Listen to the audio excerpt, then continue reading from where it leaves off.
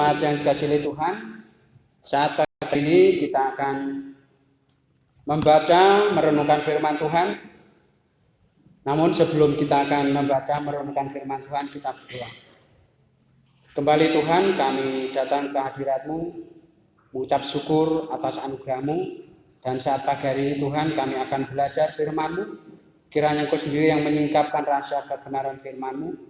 Engkau memakai hamba-Mu yang terbatas ini Tuhan untuk menyampaikan isi hati-Mu, sehingga firman Tuhan bukan hanya kami dengar, tapi firman itu betul-betul kami lakukan dan juga kami bagikan, sehingga firman itu akan menjadi berkat bagi siapapun dimanapun.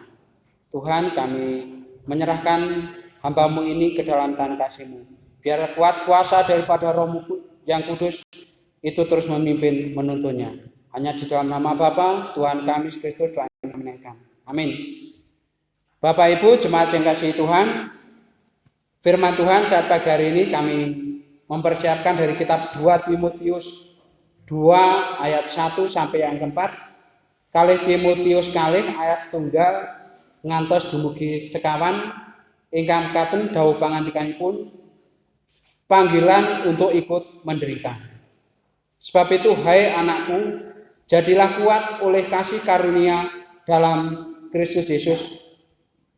Apa yang telah engkau dengar daripadaku di depan banyak saksi, percayakanlah itu kepada orang-orang yang dapat dipercayai, yang juga cakap mengajar orang lain. Ikutlah menderita sebagai seorang prajurit yang baik dari Kristus Yesus. Seorang prajurit yang sedang berjuang tidak memusingkan dirinya dengan soal-soal penghidupannya, supaya dengan demikian ia berkenan kepada komandannya.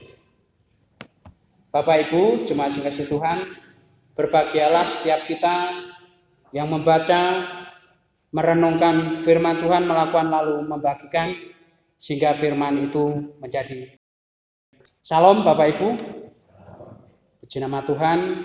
Kalau saat pagi hari ini kita akan masih diberikan kesempatan oleh Tuhan untuk kita sama-sama berkumpul setelah 1 minggu kita berpisah bersama. Dan pada pagi hari ini kita boleh berkumpul di tempat ini, itu adalah anugerah yang ajaib dan luar biasa. Bapak Ibu jemaat yang kasih Tuhan, saat pagi hari ini kami mengangkat satu tema, yaitu rela berkorban. Kenapa tema ini saya angkat Bapak Ibu? Karena tema ini sangat merema di dalam kehidupan saya secara pribadi. Ketika beberapa hari yang lalu kami mengikuti kegiatan, yaitu kegiatan Camp Strongman, yaitu Camp Strongman itu camp naik level, dan di situ kami ada satu tema atau 4 pilar, salah satunya itu yaitu rela berkorban.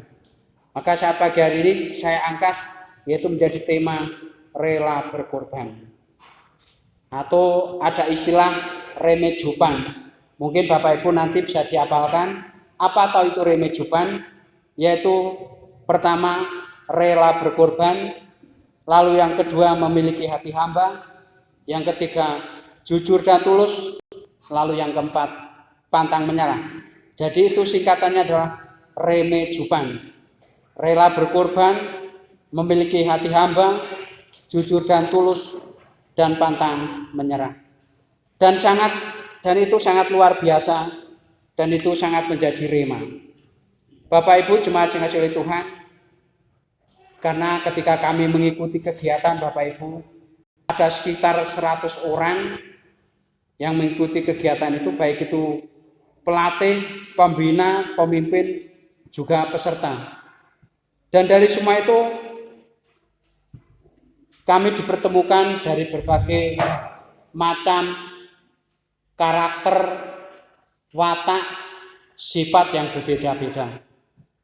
Dan dari peserta itu ada juga seorang hamba Tuhan, pendeta, bahkan majelis, bahkan juga ada seorang pengusaha bukan hanya 1-2 orang, banyak sekali pengusahanya. Bahkan di tim kami itu juga ada seorang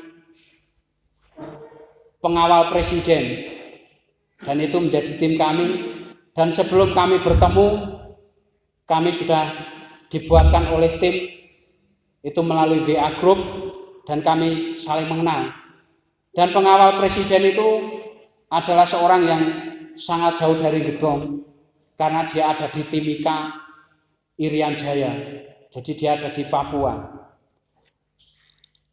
Itu salah satu contoh Bapak Ibu, yaitu tentang rela berkorban.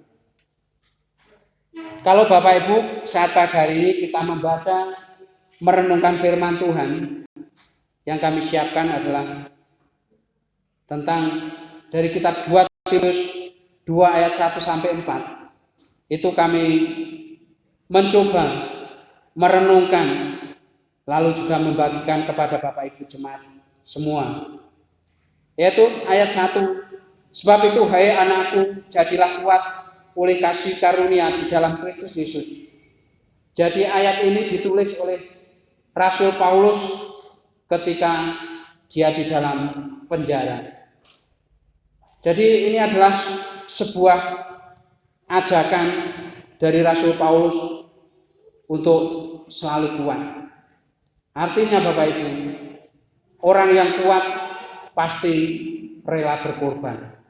Artinya oleh kasih karunia di dalam Kristus Yesus, jadi orang-orang itu pasti rela berkorban. Lalu yang kedua, rela melihat orang lain lebih maju. Kalau kita membaca ayat yang kedua, apa yang telah engkau dengar daripadaku di depan banyak saksi, percayakanlah itu kepada orang-orang yang dapat dipercayai, juga yang cakap mengajar orang lain.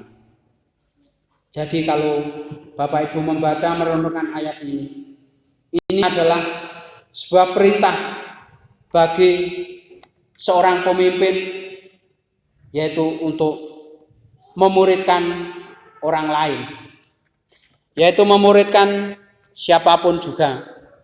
Seperti seorang pendeta rela memuridkan jemaatnya, sehingga jemaatnya itu akan menjadi jemaat yang semakin kuat di dalam Tuhan, semakin mandiri, semakin misioner, bahkan juga semakin ikhlas melayani. Lalu juga seorang majelis juga ikhlas menolong, memimpin jemaatnya supaya jemaat itu aktif terlibat di dalam pelayanan. Pelayanan itu sangat luas Bapak Ibu. Baik itu pelayanan di tengah jemaat, di tengah keluarga, dan di tengah masyarakat. Jadi seorang majelis itu juga harus memberikan motivasi. Ikhlas melihat ketika suatu saat ada jemaat yang tiba-tiba dipakai Tuhan secara dahsyat dan luar biasa. Dan suatu saat jemaat itu akan bergantian memimpin di jemaat. Karena saya percaya Bapak Ibu, saat ini saya secara pribadi yang ada di mimbar ini, suatu saat saya juga akan menjadi tua. Suatu saat saya juga akan pasti tidak akan dipakai lagi untuk melayani. Tapi secara pribadi saya pun mengharapkan jemaat yang lain, generasi-generasi muda untuk belajar melayani supaya betul-betul cakap mengajar orang lain. Lalu yang ketiga Bapak Ibu, berani menderita sebagai prajurit Kristus. Ikutlah menderita sebagai seorang prajurit yang baik dari Kristus Yesus. Artinya Bapak Ibu, seorang prajurit itu betul-betul harus mengikuti apa yang menjadi aturan ketika mengikuti pelatihan. Ketika beberapa hari yang lalu kami mengikuti pelatihan, karena ini memang pelatihan standar tentara Bapak Ibu, itu juga yang memimpin itu dari Brimob Polda Metro Jaya. Kalau saya secara pribadi Bapak Ibu, waktu itu juga takut sekali, apalagi ketika ada yang melakukan kesalahan, itu ada yang dibentak-bentak, dimarahi, bahkan dihukum harus push up. Itu kalau secara pribadi saya juga mengalami ketakutan. Apalagi saya juga tidak pernah dibentak-bentak oleh orang tua atau dibentak-bentak oleh siapapun. Tapi ketika kami mengikuti, kami harus ikuti aturan dari komandan. Jadi itu betul-betul rela menderita. Lalu yang keempat, tidak memusingkan dengan perkara untuk kehidupannya. Seorang prajurit yang sedang berjuang tidak memusingkan dirinya dengan soal-soal penghidupannya, supaya dengan demikian ia berkenan kepada komandannya. Artinya Bapak Ibu, kita adalah semua warga jemaat adalah prajurit-prajurit Kristus. Suatu saat Kristus juga bisa memanggil kita untuk menjadi prajurit. Prajurit adalah tetap setia, disiplin, tetap mengikuti apa perintah komandannya. Satu Bapak Ibu, pengalaman yang betul-betul itu sangat menegangkan. Jam 3 pagi itu ada apa-apa. Pertama itu memakai sirene, karena memang semua peserta kecapean. Akhirnya semua peserta tertidur lelap. Dan tiba-tiba ada bunyi sirene, dan semua orang hanya tenang-tenang saja, masih tidur di dalam tenda. Lalu yang kedua, tiba-tiba ada suara tembakan. Ternyata itu adalah suara petasan yang dinyalakan. Dan setiap peserta juga mengalami kebingungan. Dan mereka hanya menonton. Karena apa? Itu mengira ada layar tancap. Tapi ternyata itu adalah perintah untuk mengikuti kegiatan selanjutnya. Jadi ini adalah sebuah pengalaman yang betul-betul sangat merema. Dengan harapan Bapak Ibu, suatu saat jika dari jemaat Gedong atau para pria-pria yang Gedong itu mengikuti kegiatan, saya secara pribadi yang sudah mengikuti kegiatan ini, itu bisa menjadi peringatan atau juga menjadi pembelajaran buat siapapun yang nanti bisa mengikuti kegiatan ini. Karena ini memang pengalaman yang sangat dahsyat dan yang luar biasa. Lalu Bapak Ibu jemaat yang dikasihi Tuhan,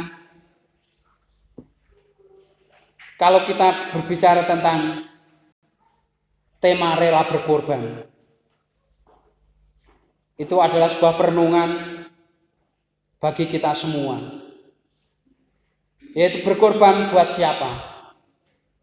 Yang pertama, suami harus rela berkorban terhadap istri dan anak-anaknya.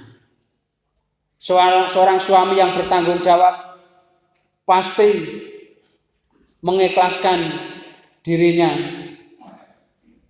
menjadi korban bagi istri dan anak-anaknya. Rela harus bekerja lebih keras, bahkan mungkin juga harus bangun lebih pagi untuk berdoa, memberkati istri dan anak-anaknya. Itu adalah rela berkorban. Jadi seorang suami yang berfungsi pasti mendoakan istri dan anak-anaknya, menjadi teladan yang baik bagi istri dan anak-anaknya. Yang pertama yaitu di dalam doa, lalu yang kedua di dalam merenungkan firman Tuhan, lalu yang ketiga melakukan firman Tuhan, sehingga istri dan anaknya boleh melihat bahwa mereka adalah suami atau imam yang berfungsi. Lalu yang kedua, pemimpin terhadap anak buah. Mungkin Bapak Ibu, kita punya pemimpin, menjadi pemimpin. Salah satu contoh yang ada di Gedong, seorang bapak yang punya anak buah, contoh punya anak buah yang bekerja di rumahnya atau di ladangnya. atau kalau dalam bahasa gedong seorang pemimpin sing burohke niku adalah pemimpin. Jadi itu pemimpin terhadap anak buahnya. Artinya betul-betul menjadi pemimpin yang bertanggung jawab. Ketika ada seseorang yang menyuruh orang lain untuk bekerja di rumahnya atau mungkin di ladangnya, itu harus memberi upahnya tepat pada waktunya. Jangan sampai ketika pekerjaan sudah selesai tapi gajian atau bayaran itu tidak dibayarkan dan sampai berbulan-bulan tidak dibayar. Itu berarti itu bukan pemimpin yang bertanggung jawab. Jadi itu salah satu contoh. Lalu yang kedua, di sini saya mengambil contoh pendeta atau majelis terhadap jemaat. Jadi seorang pendeta atau seorang majelis itu betul-betul harus menjadi teladan bagi jemaat. Artinya, seorang pendeta atau majelis harus rela berkorban bagi jemaatnya, yaitu datang lebih awal, bahkan pulang lebih akhir. Lalu yang selanjutnya, rela berkorban memberi waktu, tenaga, pikirannya, bahkan uangnya, demi kemajuan jemaat. Lalu yang keempat, saya mencatat, yaitu salah satu contoh, ada ketua itu terhadap mungkin ada rombongan apapun, dan seorang ketua harus rela mengatur anak buahnya supaya tepat, cepat, dan juga sigap di dalam bertindak. Ya seperti salah satu contoh yang kami alami beberapa hari yang lalu. Di situ ada pendeta juga harus rela didoakan, sekalipun dia pendeta, tapi di tengah keluarganya dia mengalami kehancuran. Di mimbar pintar berkhutbah, tapi ketika pengakuan secara jujur, ternyata di keluarganya tidak bisa menjadi teladan. Dan ini pendeta, ini ikhlas didoakan. Jadi itu betul-betul pendeta yang mau menjadi hati hamba. Lalu yang kedua, salah satu contoh, seorang Kopassus, pengawal presiden, mungkin kalau dia tidak meletakkan jabatannya, mungkin akan sewenang-wenang. Tapi beliau rela menceritakan apa yang dialami di dalam keluarganya. Ternyata dia mempunyai latar belakang orang tuanya tidak harmonis, sehingga dia jadi korban perceraian dan akhirnya juga minta didoakan. Sekalipun dia adalah seorang Kopassus atau pengawal presiden, tapi dia rela menundukkan dirinya untuk didoakan. Itu namanya rela berkorban. Lalu yang selanjutnya, ada seorang pengusaha, bahkan dia pengusaha yang sukses, bahkan karena kesuksesannya dia mau memberikan perusahaan lagi. Tapi ketika dia menyadari bahwa dia meremehkan istrinya dan menganggap bahwa kesuksesan itu bukan karena dua istrinya, ternyata setelah pengakuan dia menyadari bahwa dia sukses karena doa istrinya. Inilah namanya tema berkorban. Lalu Bapak Ibu, apa yang menjadi rema renungan buat kita semua yang hadir pada pagi hari ini? Kalau setiap kita warga jemaat yang di gedong, baik itu yang dari lansia atau maksudnya dari anak-anak kecil sampai lansia, semua memiliki hati yang rela berkorban, memiliki hati hamba, jujur dan tulus, pantang menyerah. saya secara pribadi yakin bahwa gedong ini akan betul-betul dirubah oleh Tuhan dan mengalami hal-hal yang dahsyat daripada Tuhan. Sebagai akhir dari firman Tuhan saat pagi hari ini, Bapak Ibu, kami akan membacakan dari salah satu tim kami yang menulis surat secara khusus untuk sahabatnya. Jadi suratnya begini, untuk sahabat. Jadi surat ini betul-betul waktu ditujukan kepada saya, ini adalah dari seorang pilot, Bapak Ibu. Anda adalah pemimpin yang rela berkorban buat sesama, tulus dan berani menghadapi ketakutanmu. Kamu pasti bisa, dari Bayu. Karena apa, Bapak Ibu? Beliau menuliskan, karena setiap awal kami ada game-game itu, saya berkata kami adalah orang gunung. Kami kalau mengikuti hal-hal demikian kadang merasa takut. Tapi setiap ada permainan, Bapak Ibu, pasti saya yang disuruh pertama kali. Dan waktu itu Bapak Ibu saya harus menaik tangga, itu tingginya sekitar 7 meter. Dan memang harus pakai pengaman. Dan ketika kami harus naik proses-proses naik awal, itu memang mudah. Tapi ketika kami harus duduk berdiri di atas itu, Bapak Ibu, kami merasa ketakutan. Dan di situ kami harus loncat dan harus memukul bola. Dan kami harus lapor dengan komandan. Dan dari situ, Bapak Ibu, seorang pilot ini memberikan motivasi kepada saya, supaya saya tidak takut menghadapi apapun. Artinya rela berkorban. Dan di situ akhirnya kami loncat dari ketinggian 7 meter. Dan puji Tuhan, dari tim kami semua ada 12 orang berhasil. Dan akhirnya kami semua mendapat reward. Reward itu adalah hadiah sebagai bentuk apresiasi dari pelatih bahwa kami semua berhasil. Artinya Bapak Ibu, kita sebagai anak-anak Tuhan, sebagai orang percaya, bahwa kita ini harus selalu menopang satu dengan yang lain, yaitu seperti firman Tuhan yang kami bacakan kembali, Roma 15 ayat 1 dan 2. Kita yang kuat wajib menanggung kelemahan orang yang tidak kuat, dan jangan kita mencari kesenangan kita sendiri. Setiap orang di antara kita harus mencari kesenangan sesama kita demi kebaikannya untuk membangunnya. Dan semua itu ada tujuan, Bapak Ibu, yaitu dalam kitab Roma 15 ayat 7 dan 6 dan 7. Sehingga dengan satu hati dan satu suara kamu memuliakan Allah dan Bapa Tuhan kita Yesus Kristus. Sebab itu terimalah satu akan yang lain, kamu sama seperti Kristus yang telah menerima kita untuk kemuliaan Allah.